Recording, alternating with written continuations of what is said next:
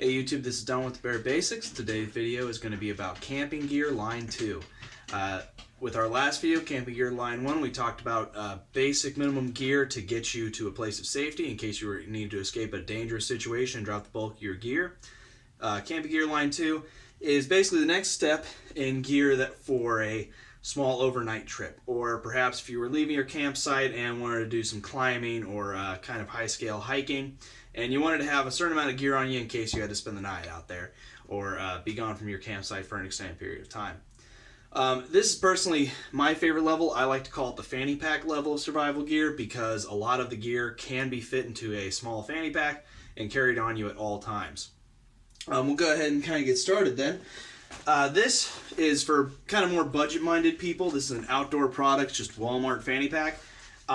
I will say this, I recommend if you are going to get a gear level like this, and I really do like fanny packs for camping. I mean, their storage ability is great. It's good for dispersing weight, so that way not everything's just on your back and hips with your survival pack. And it gives you a good detachable thing. You can have this attached to your pack if you want to. You can have it just attached to yourself, whatever. And then also you could load it up with different items if you're, leaving your campsite and doing different things. Obviously you would load it with probably different gear and items if you're going climbing versus just going on like a, couple mile nature trail, or perhaps going on a canoe trip while you're camping as well. This one for the budget-minded person, you can get this at Walmart for $10. So I mean, for $10 you can get a good pack that can easily fit all of your tier 1, line 1 survival gear. And then we'll kind of get on with the line 2 gear that you would fit into a fanny pack as well once we go through a couple of the other packs. The main one we're going to focus on, since we're going to stay on fanny pack survival gear, this is the Field & Stream Savage Run fanny pack survival pack. I love this thing. I've had this thing for years now. It cost me about $30 from Field & Stream. Obviously it's a little bit of a size comparison for you there. This bad boy here, main package, a couple zippered and netted packaging pockets, and then the 2 water bottle pockets. This bad boy has 3 pouches on it, 1 main, 1 in the center with 2 little auxiliary pouches. The little side pouches here have little side pockets, and then obviously we've got 2 water bottle elastic holders here that hold water bottles real tight so that way they don't fall out. Now, another option, obviously, you can have with a besides fanny pack survival pack, if you were just doing a small, lightweight overnight trip, another option, obviously, is just have a small day pack. Obviously, this is one option you can have. You could possibly do a school backpack, however, I don't recommend it. There's obviously disadvantages and advantages between having this pack or this pack, and I'll kind of go through them toward the end of the video. But let's go ahead and go through the types of gear that you should have in your line 2 camping gear. So obviously you should have all your line 1 gear, or at least possibly in your pocket if you don't have it in here. But we'll just kind of go through those real quick. The SOL survival pack, pocket survival or a pocket first aid kit, flashlight, magnesium rod or matches, anything like that. This bad boy has a couple of miniature Bic lighters. I just like to put those in one of the front pockets here since they're real small. Headlamp, always a good thing to have in case your flashlight runs out of batteries. Again, I can go in the front. Altoid tin, survival tin, again, right in that front pocket there. Having a decent knife, and a handkerchief, and we'll kind of go from water bottles now and kind of go through the rest of everything.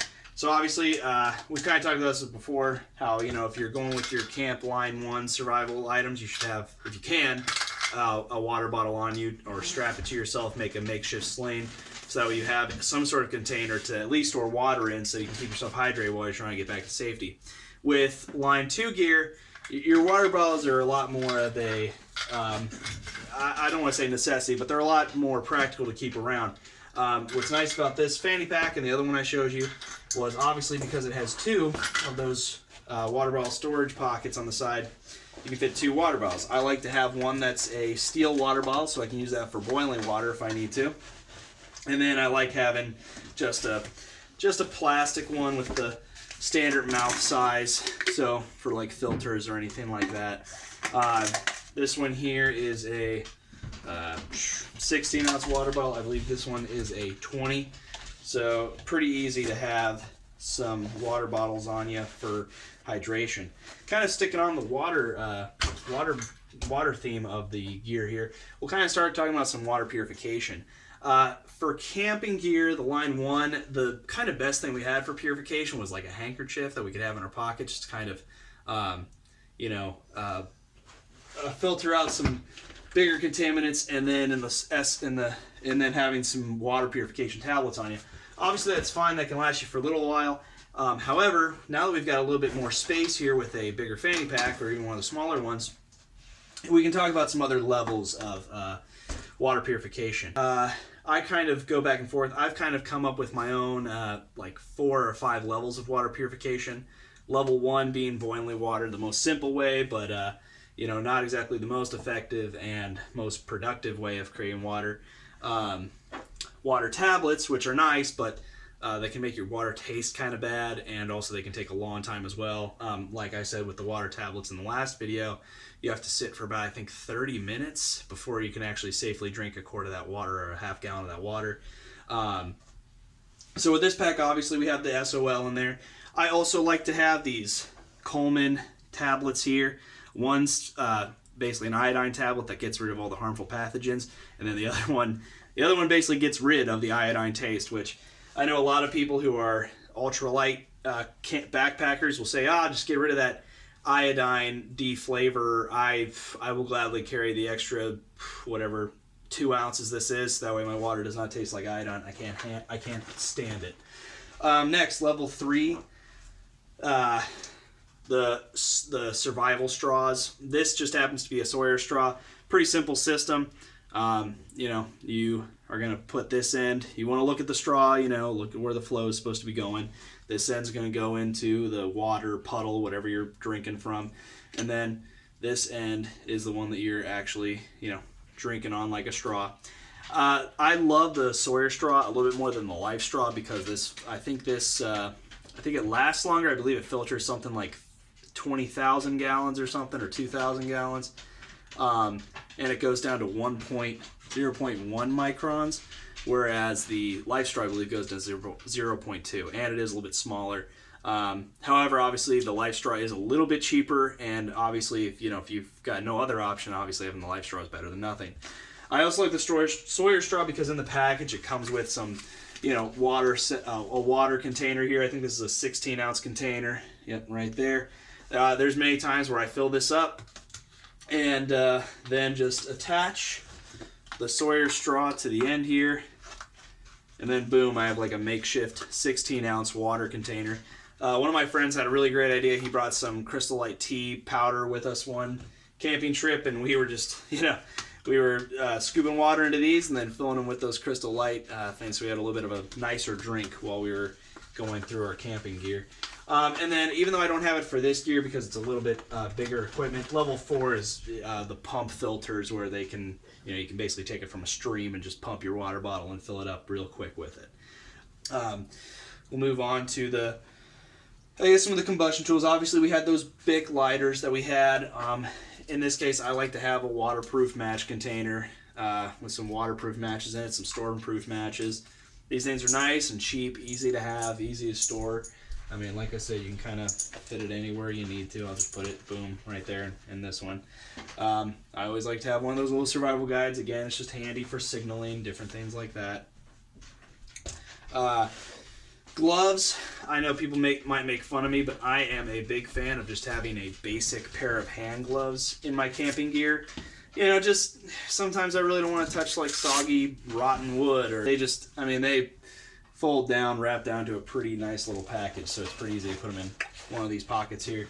Boom, it's in there. Next, for cordage, I know we kind of went over this with on the 5 C's of survival, but this is the pack where I keep my 50 feet of braided cordage, which can be unbraided to 150 feet, and then possibly taken apart for more cordage if I need it. Again, it fits right into that same pocket where the gloves went, and those are usually the 2 things I have in that pocket.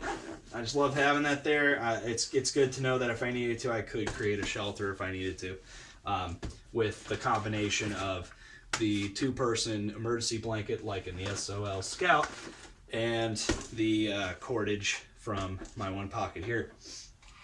Next, the rest of these are kind of going to be more luxury item kind of things. I like to have multi-tools, a couple of them if I can. Again, that's not something that's required to be in this gear, but you know, kind of another thing I want to bring up with this gear, obviously this is very customizable to your personal needs, whatever kind of camping stuff you're doing. And because of that, that's why it's one of my favorite levels of gear. Because I have no doubt in my mind that, you know, if I just had to fit all of my camping gear into here for a light overnight or maybe 2-night camping trip, I could do it. I could have a small shelter in here. There's actually a couple of 5-foot by 7-foot tarps that are held in packages about this size. I could easily fit, you can kind of see in there, I could easily fit 1 or 2 more of those in here if I wanted to make a more comprehensive shelter. Something else I like to have, a couple of other comfort items. Some Gold Bond.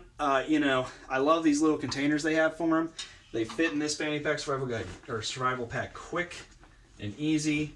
I just like it because, you know, if you're having a pack like this, you're more likely going to be hiking more so than really going to be sticking around one campsite for a long period of time. Probably going to be hiking for miles and miles, and being able to, you know, take care of any discomfort or anything like that is just amazing to have in the woods if you can. Next, this is a Kershaw saw. I'll admit this is probably something I spent a little bit of money on. I can't remember exactly how much money I spent on it. I can't think it was more than, you know, 25 bucks. It was just nice. I figured it'd be nice to have a good saw blade, possibly make a better structure for myself, impromptu walking stick, and obviously just for good firewood. This again fits absolutely beautifully in this pack. No problem at all. A couple other things we're going to talk about. Pocket sharpener. I figured in packs like this, since we have the room, you know, it's nice to have this for if I'm carrying a fixed blade knife in my belt or just one of my pocket knives, keeping everything in tip-top shape and maintain it throughout a camping trip. If you know, you're into a dangerous situation and an overnight camping trip turns into a 2, 3, or 4-night camping trip situation, you want to make sure you have the appropriate equipment for that. Now, the last part we're going to talk about with this fanny pack survival kit is food. Obviously, everyone has their own kind of food that they like to have in their kits for camping. For boiling water stuff, Mountain Man's great. If you want to go cheaper, you can have some of those like Walmart noodle packs that take boiling water. I'm a big fan of, if I'm using this for mainly hiking, I like to have stuff I can, like meal replacement bars, granola bars, stuff like this. Some of this just stuff where it's just a little meal replacement cookie dough thing. Fits in here great. I could easily fit like 4 or 5 of those in here if I really wanted to, you know, eat those every day. One thing I really recommend if you want to be very safe, and just in case your food runs out or, you know, you end up out there for a couple days instead of just an overnight trip, these are 2,400 calorie packs, basically just an SOS ration. It's kind of hard to see from my camera here, but I'm trying to kind of pull out the line here. It's divided into 6 cubes. Each of the cubes is supposed to be your like a breakfast, lunch, and dinner kind of thing. So basically, if you want to say 2,400 calories for this whole thing, 1,200 a day. So each one of these cubes is supposed to be about 400 calories, and it's supposed to last you about 2 days if you had to, you know, to survive out in the wilderness for longer than you were expecting. I like them because they're vacuum sealed. They have a shelf life of 5 years, and you can get them at Walmart for I think like $8 or something. Now, granted, because of all the stuff I have in here, I would have to kind of finagle a little bit, but this could fit pretty simply in the fanny pack kit here. In fact, we'll see if I can't just make it work real quick. So we might have to forego one of our meal replacement bars, but it looks like, yep, looks like that's fitting in there perfectly. So boom, we took it out and we're able to fit the survival pack, or 24-hour or 48-hour survival ration in there, and we ended up taking out one of our meal replacement bars.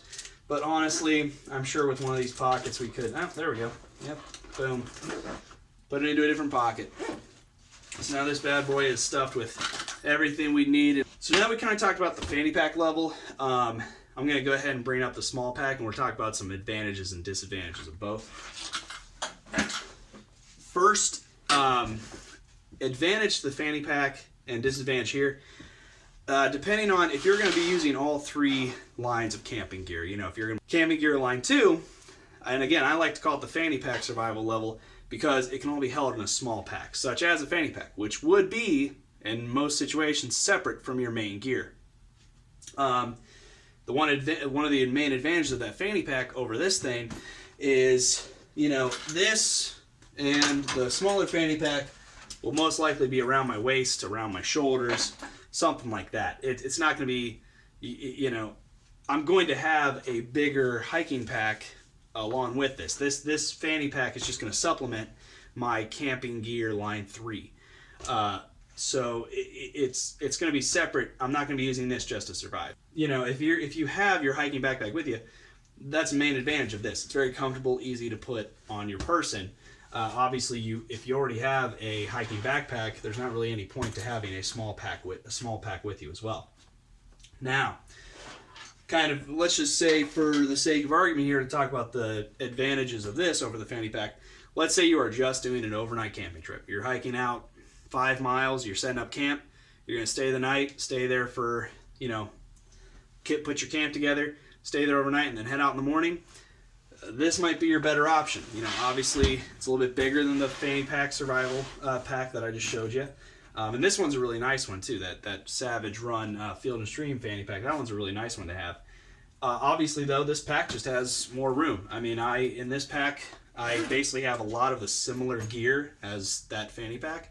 However, I also have some survival handbooks, like my old Boy Scout handbook, just in case I need to look up like a plant maybe, or a good way to make shelter or fire. I've got some more creature comforts like ibuprofen, some soap, deodorant, shampoo.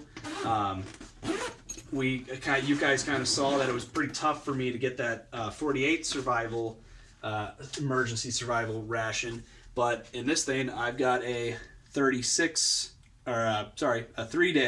survival ration. Same thing, 5-year shelf life.